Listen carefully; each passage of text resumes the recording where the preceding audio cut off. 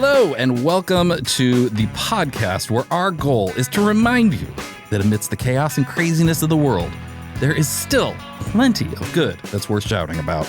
In each episode, we're going to be joined by nonprofit professionals, leaders, experts, and advocates to hear their stories, facilitate connection within the nonprofit sector, and hopefully put a smile on your face, because that's always nice. This is Nonprofit Connect with Matt Barnes. Let's share some good.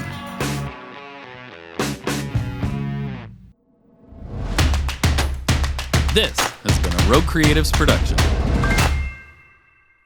All right, I'm with Seth Maxwell here. Seth, thanks so much for joining me. Thanks for having me. Yeah, glad we could do this. And we always start off with a segment called 3 Random Questions. We've got a list of many random questions, and a randomizer chooses 3 of them. So, you ready? Born ready. Okay, there you go. What is your favorite holiday destination, vacation destination? Cape Town, South Africa. Cape Town, South Africa. Why there? Oh man, we don't have enough time, bro. I could literally do a whole podcast as if I was hired by the tourism board. It is like nowhere else I've ever seen in the world. The whole city is situated around the foothills and base of Table Mountain, which looks unlike any other mountain I've ever seen. It looks like somebody just took a butter knife to this huge mountain range and went and cut the top off. It's so beautiful. Beaches on all 3 sides. Also super affordable. The people are not only beautiful, but super kind. Did I mention that it's like a great adventure / tourism destination / if you love wine, they have some of the best wine producers in the world. Like it's got all the things. Adventure, all right. Wine, I gotta check it out. Affordable. Yeah. Get out there. Africa is one continent I have not made it to. Well, and Antarctica. But I need to get over there. That sounds awesome. Love it. Yeah. Cannot sing its praises enough. Very cool. All right. Question 2. Are you a dog or cat person, and why? Dog. There's only one answer. It's got to be dogs. Yeah. That might have quickly ended this interview if you had answered otherwise, I think. If you had responded otherwise too, I might have been like, not supporting this podcast. No. Yeah, I have 2 dogs.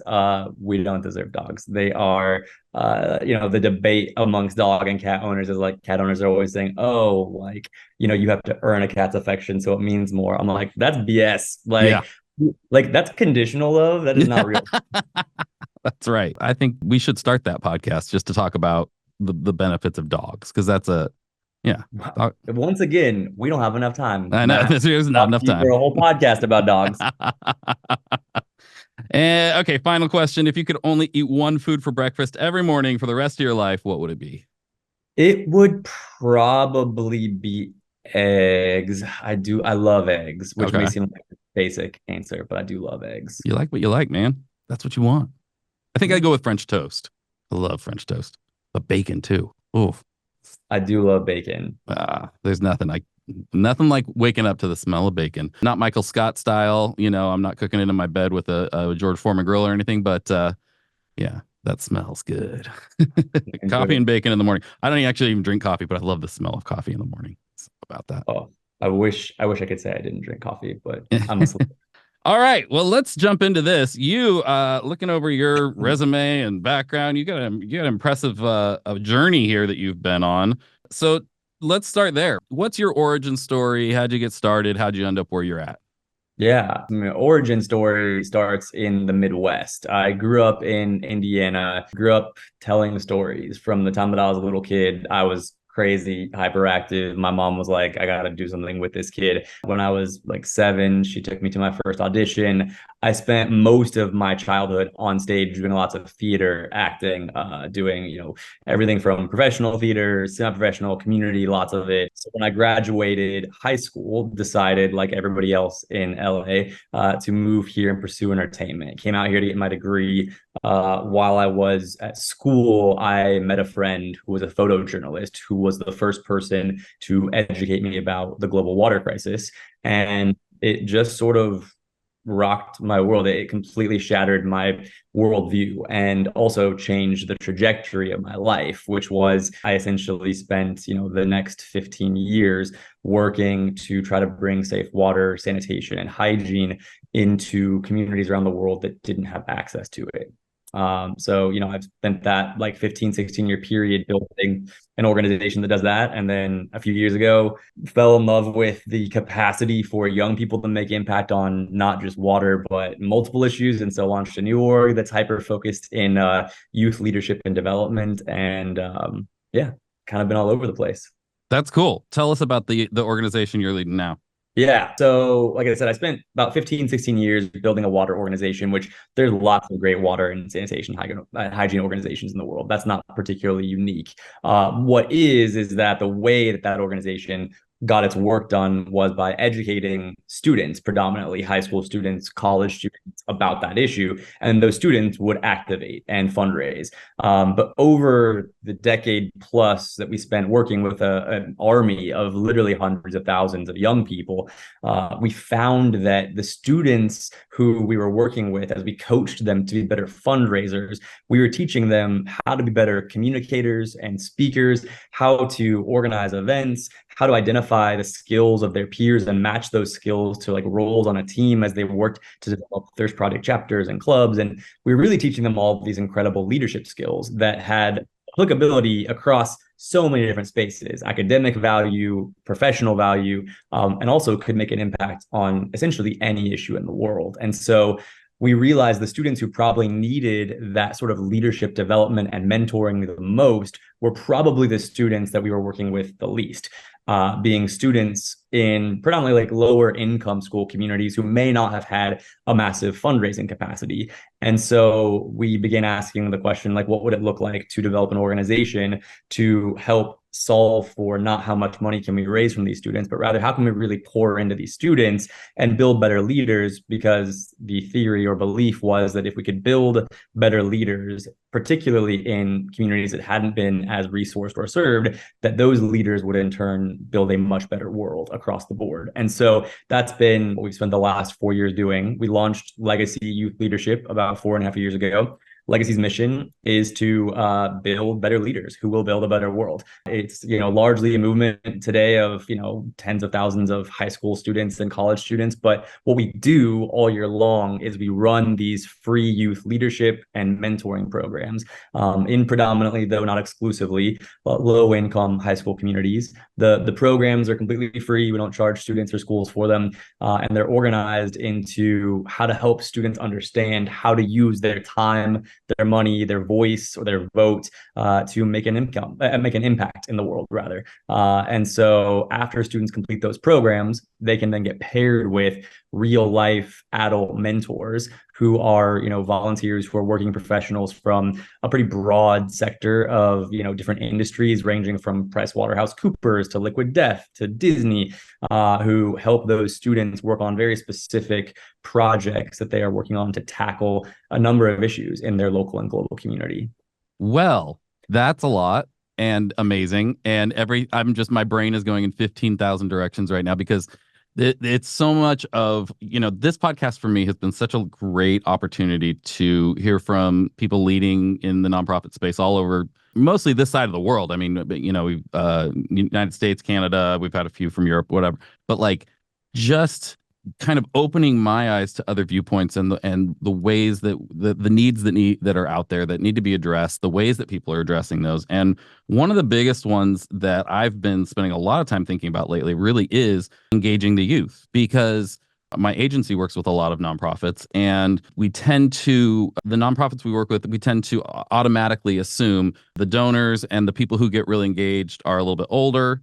You might be able to get some volunteers that are younger, but to actually really engage those people. And then been having a lot of conversations about the idea that part of our problem with nonprofits and the way we do things is our culture. We don't have a culture that really appreciates and instills the ideas of giving and of you can make a difference from a young age. And you're addressing that. That's really cool and impressive that you've been able to do that. How do you engage younger people in this work in a way that captivates them and that actually can make that difference? When I have conversations like this, and it's a pretty common question, I think the assumption behind the question is that like young people inherently don't care or aren't engaged. And what we found is that can't possibly be further from the truth. Right. The reality is we have a society and a culture that has structured systems in such a way that tells young people, hey, you have to essentially stay in your lane for at least the first 18, if not 21 years of your life while you learn. And then you have to work, really bottom rung jobs for another 10, 15 years until you can climb up to a place where you have enough experience, resources, money, power to do anything meaningful in the world. And so consequently, all the issues that affect all of us, young people included, young people are largely told, hey, not only do you not know anything about this, you don't have the resources, you don't have the experience, you don't have the ability to do anything about this for a long time. So just sit this one out. So it's not a surprise when, what we lovingly in our organization call old people, which don't be offended. I am an old person very squarely. And so when I have conversations with my fellow old people who are like, oh man, like I just don't know if young people care. I'm like, well, first of all, they do. And that's what's astonishing is that they do, because the reality is culture by and large has told them that there's nothing they can do about things anyways. And so why should they care? And yet, in spite of that, we see that young people care deeply. Young people have huge dreams, not just personal dreams, but collective dreams for the world that they want to be a part of, the world that I think we all want to be a part of, a world that really truly works for everybody with nothing and nobody left out. But the reality is so often they're told there's just not enough buy-in or infrastructure to make those things happen. And often what we found is, man, it just takes someone engaging with them and saying, man, I am going to engage with you as a serious person, not as a kid, not as an adult, but as another human living on this planet to deal with the realities that we all deal with, regardless of what age or class or income bracket you're a part of. And I think when we engage students in that way, the possibilities we have seen are endless. Also, what's fascinating is that like young people, we say, are without question the most powerful agents for social change, period. And that's not just like a slogan that sounds good. When you think about the reality of like a incredibly energetic, unburdened by mortgage, college debt reality of like the capacity of a young person, the ability to quickly and immediately actionize the passion that I think we all at some point feel about different issues that plague us, but often then get filtered through the lens of like, well, what can I do about this? So young people are often unburdened by some of the resource like challenges of our old people counterparts, and B, they are also unaware of what they don't know. And so they are much more likely to try the things that will end up honestly producing better results than so many of their old people counterparts. And so I think for us, I don't find that we have to like convince young people to care. Like young people care deeply. And I think they also are well aware of the world they're going to inherit in a way that perhaps generations before never were. And so I think that there is not only an incredible sense of awareness and concern, but also a very real hunger to make impact. A lot of the times we just have to get out of their way. I think my impression was not so much that young people don't care, but that there was a cynicism maybe of, can anything be done? And then, can we actually make a difference? And then also just the initial, how do we engage them? How do we come to them where they're at when they're already burdened with, school and the crazy expectations to be able to get into what college or do what they wanted, their future planning and all that. How have you overcome that? Or, well, let's start with the first one. Do you encounter that cynicism much, or is there an optimism there that is just kind of waiting to break out? Yes to both, right? I think that like, what's interesting is that like humans are different categories. I think so often we tend to focus on the categories that make us different, and there's absolutely very real value in doing so. But I also think that humans are different. And so to say that exclusively like Gen Z or emerging Gen Alpha are more or less cynical, I think that like I encounter old people who are, some of them deeply hopeful and some of them like deeply cynical. And so yes is the answer. Like we've encountered both of those things. I think in general what we've encountered is a even balance or mixture of those two things at the same time in the same group of people. So meaning there is a very real cynicism about A, the way things have always been done, B, the results that has gotten us, and C, what is or isn't possible within those systems and structures. But then there is also, I think, an equal amount of like passion and hopeful or joyful rebellion against those things that says, okay, but like, why does that have to be the way that things have always been done? And I think that there's maybe a rejection of some of what I may have grown up being taught is the lever or mechanism to make change, or you may have grown up being Yeah. taught is a lever or mechanism to make change. But I don't think it stops at the cynicism. I think it is a like honest acknowledgement of the reality that Yeah. has created cynicism that then is followed by a alternative view for action that is motivated by hope and a commitment to something better, which is really cool. Well, yeah, that brings back, cynicism without by itself is not super helpful, but cynicism is actually very helpful if you're willing to push through it. You know what I mean? Yeah. And find those solutions or address those things. And I think, we need the cynics. We need the people to say, can this, here are the things stopping us. Can this be done? I don't know, but now let's see what we can do. Let's find out, let's push through. And yeah, I think there's an impression perhaps that, and maybe not even just young people. I feel like in the world right now there's a lot of cynicism, just people kind of like, they've kind of made their camp and this is what I'm going to do and this is the way it's going to be, and I don't think things can really change, and trying to bring that hope. I mean, when we work with nonprofits, I'm always, you get the sort of old school approach, the messaging of show the sad, pictures and pull on the heartstrings, and I'm like, dude, everybody knows the world sucks. Okay. We don't need to remind them of that. Like, the thing that's going to get people on board with what you're doing is the hope, the encouragement, the excitement of, in the midst of the world sucking, you're doing something about it and you're making it better for somebody. And, so bringing that message to kids, to younger people, like I was saying, is where I think there's, a lot of people see that as a challenge that they don't know if it can be overcome or how to overcome it. You've obviously done that. Like I said, the pressure's on kids today to do it all and to fit in other things. How have you approached that? How were you able to overcome that and reach both on a practical level, where and how do you reach these youth and engage them, but then also to find those commitments? The where, how do we go about, finding and engaging students? Typically our entry point into most students' lives in the schools that we actually work in is first through an old person, right? A teacher, Yeah, an administrator, or a parent who essentially brings us into that school and books our program, sure. which again is super free. We don't charge schools or students or parents for the programs, but essentially we get brought in to run these programs. And then that's where our educators on our team, who are the actual facilitators of those programs, interface, interact with those students, build those relationships. And so, I think to the second question of like, how do we overcome some of the just challenges of young people juggling everything all at once, right, all the time, and also try to help engage in building them as better leaders and very practically moving them towards action, is couple-fold. On the one hand, we really do talk in a very practical way. Like, we have very clear objectives as far as skills that we want students to have gone through our program and have actually measurably improved in, right? Are they better communicators? Are they better public speakers? Are they better at fundraising? Are they better at identifying skills of different people and matching them to roles on a team? All those kinds of things, right? But then how do you know you're actually doing that? That's where like the practical application comes in. And so that's why, as a student completes our program, they get paired with a mentor whose job is not really like social emotional mentoring, like, big brothers, big sisters, or anything like that, which is deeply valuable. Oh, sure. But it is much more project based. So it is that student will declare an issue they want to make impact on in their local community and our global community, and they work on a very specific project to address that issue. And that adult mentor helps them accomplish that goal in their community.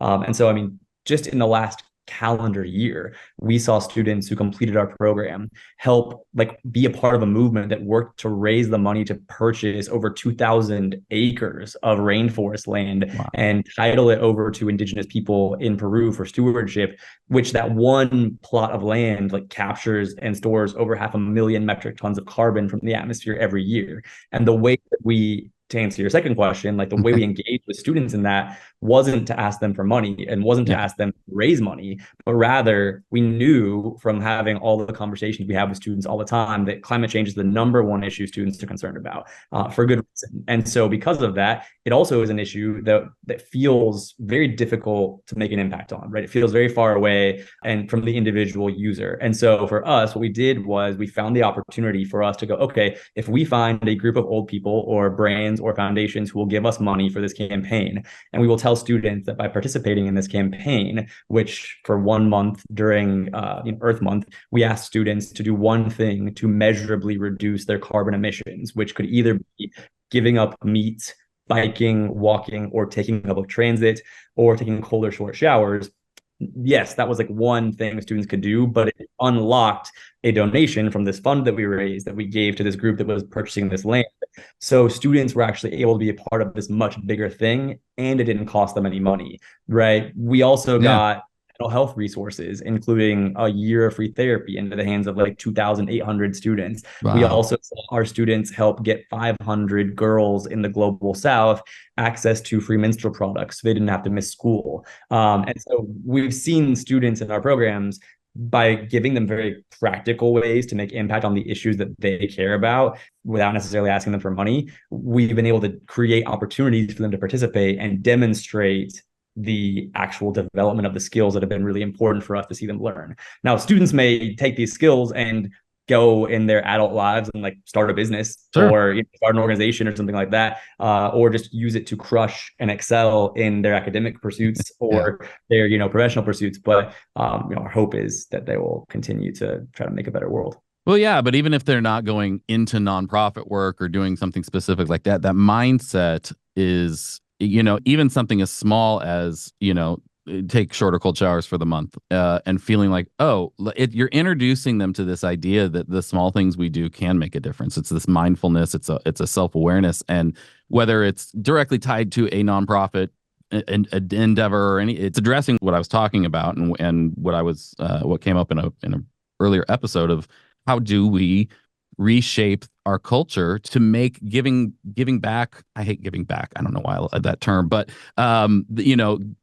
giving of yourself and contributing and solving problems just a part of who we are. It's just something, that it could be something that we do, whether you're a business owner or you're running a nonprofit or you're a volunteer or you're just whatever it is, and so you're giving them a foundation that's pretty incredible. Now, so do you work with other nonprofits? Do you train the kids and then sort of connect them with nonprofits that are doing things, or is it they kind of develop their own project, or how does that work, or can it look however it wants? Yeah, so it's a bit of both and, right? So for those bigger campaigns that I kind of just described, when we do a sort of all hands org-wide climate impact campaign, or when we do a org-wide gender equality campaign, typically we'll identify a nonprofit partner who works in that space, where the impact of what we make, whether that's donations that will help raise funds that students will help unlock, or whether it's students volunteering who will actually take action in and around those organizations.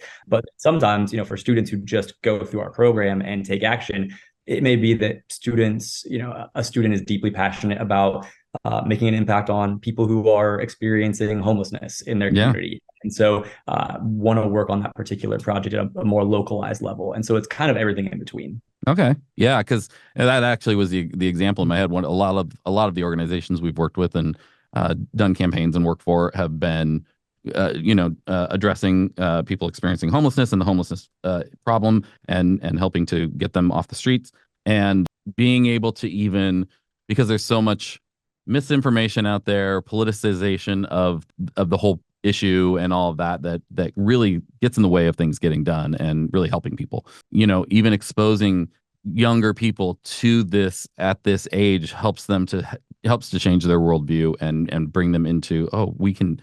These are problems that can be solved. These are ways we can help people. These, even just in this case, humanizing. These are people, because society does a really great job of dehumanizing, and to start combating that at a younger age is really what it's going to take to change our culture. Because us older people a lot of us are too set in our ways and aren't open to having those conversations and listening. I say us. I try to be very open to that, but I come into that a lot around here, and because everything's been so politicized, especially it's very polarizing. But I'm so excited about the work that you're doing. Are you so for other nonprofits out there? Are you open to partnerships? Is that something that you do, or is it more of letting the kids kind of figure out where they want to connect with? Yeah. So if you want to like kind of imagine our world and like what we practically do, Yeah. like I said, all year long, we run our leadership and mentoring Right. programs. Like this year, we'll serve approximately 4,000 students in our leadership program who will complete the program Nice. and have the opportunity to get paired with mentors. That happens all year long through the school year. But then throughout the course of the year, we actually survey students and ask them one question, which is, what is the one issue that you are most concerned about? Mm, We'll aggregate the results from those several thousand students, and that really informs a lot of the bigger kind of like corporate or org-wide campaigns that we run, where we try to give students simple, easy things they can do that make for a real measurable impact on those issues, like our climate impact campaign, our mental health campaign, our gender equality campaign. And so in each of those spaces, we do align with other nonprofit partners right. that the impact of those campaigns supports. And then throughout the course of the year, it's always helpful for us to know, especially at localized levels, if there are groups that are working to address the issues that our students are concerned about, that as students take action throughout the course of the year, we can direct them to support, whether that looks like volunteering or fundraiser or Sure. helping to raise the visibility and awareness of those issues that those organizations support. So in short, yes, we definitely partner with organizations for sure, and would Excellent. always love new relationships with with orgs that are looking for Yeah. youth support. And then what would your advice be to somebody, running a nonprofit or working at a nonprofit and looking for ways to engage younger people? What's the starting point for them if this is not something that they've done in the past? So I think for a lot of like, more traditional orgs who maybe haven't developed relationships with or engaged a core or, really meaningful community of young people who are working in collaboration with them, the first thing I would say, and I know it sounds like touchy-feely or like easier said than done, but like the reality is like engage them in the same way that you would any other adult Yeah. who has value to offer you, right? Because the reality is, so if your view of them, like you'll never hear me use the word kids unless I'm like referring to somebody else who's talking about a young person. Sure. Like they hear me say like young people, students, but like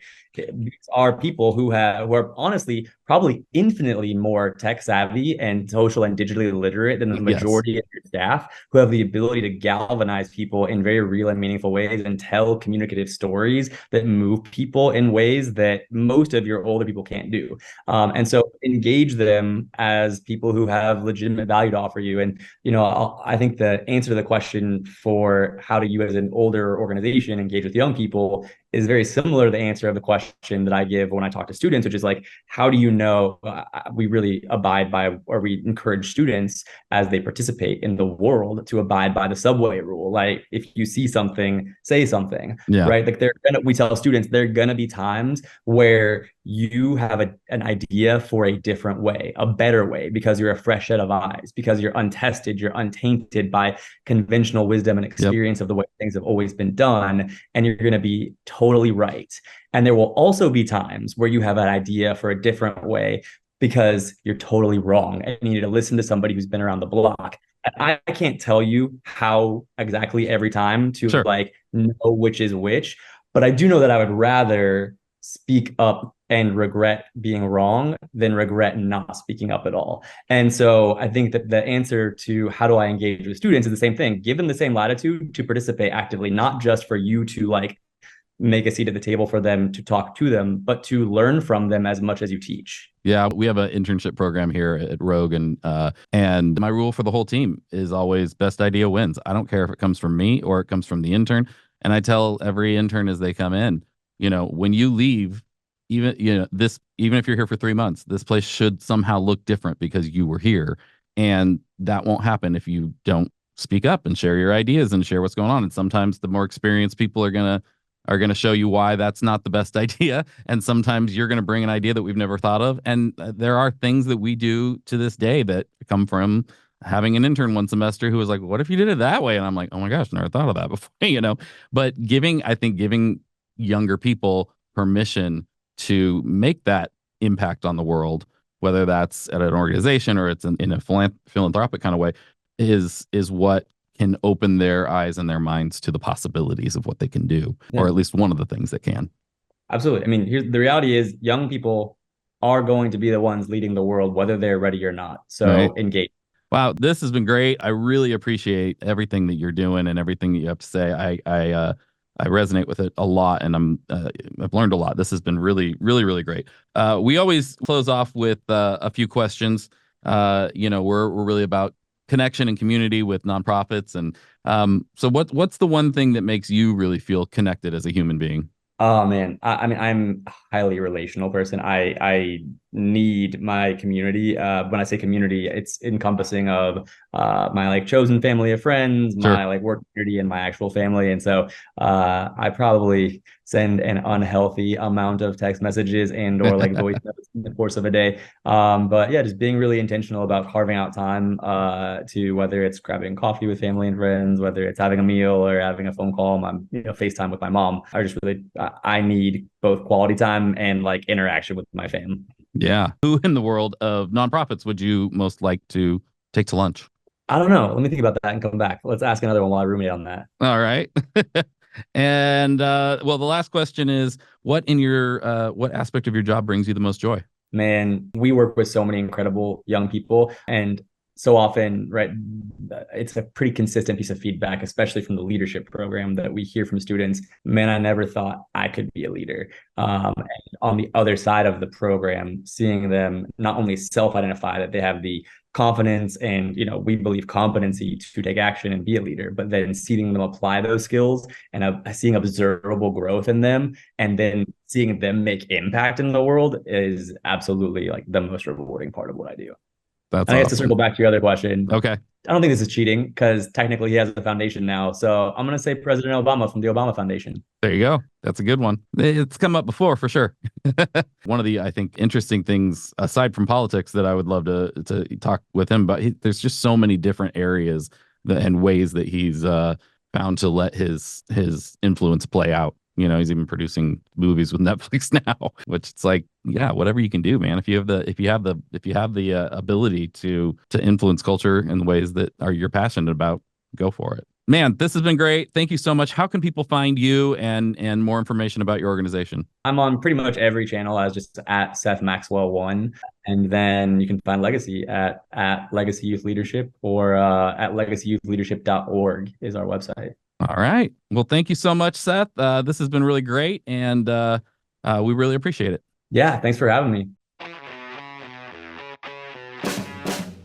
And my friends, that is a wrap for today. If you made it this far, and I don't know why you wouldn't, because it's pretty awesome, thank you so much for listening to Nonprofit Connect. We cannot tell you how much we appreciate it, because we really appreciate it a lot, and it's hard to say that really well. We really would like it, though, if you came back for our next episode. Only if you liked it, obviously. So make sure you subscribe to the podcast on whatever platform you use, and visit our website, npconnect.roguecreatives.com. Hopefully we've managed to share insights to make you feel connected and even a smidge better about your life and the world and everything. Are our goals too high? Maybe. But that's how we like things. All right. You have yourself a great day. Bye-bye. Nonprofit Connect with Matt Barnes is hosted and executive produced by me, Matt Barnes, with an assist by my chaos coordinator, Tiffany Pope. Production is by our amazing friends over at Fame, the B2B podcast agency, along with Belinda Carter-Thompson and the team here at Rogue Creatives. Production lead is Luke Audi at Fame. Writing is by Sam Hollis at Fame and Matt Barnes and Taylor Bolanos from Rogue Creatives. Nemanja Koljaja of Fame is our audio editor, and Arslan Yakub from Fame is our video editor. Creative direction is by Corey Hill of Rogue. Our artwork is designed by Hobo Kelly and Joshua Marino at Rogue, and Ian Salas of Fame. Theme music is composed and performed by Jared Atherton of Chapters. Luke Audi of Fame does our booking and our guest relations. Huge thanks to our amazing guests for joining us for this episode, and to all of you incredible listeners for tuning in. If you enjoyed the show, and I don't know why you wouldn't have. Don't forget to help us spread some good by giving us a good review.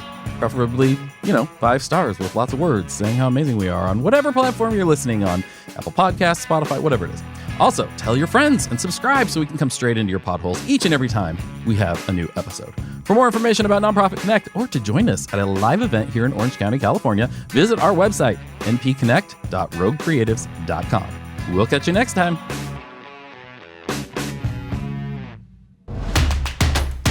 This has been a Rogue Creatives production.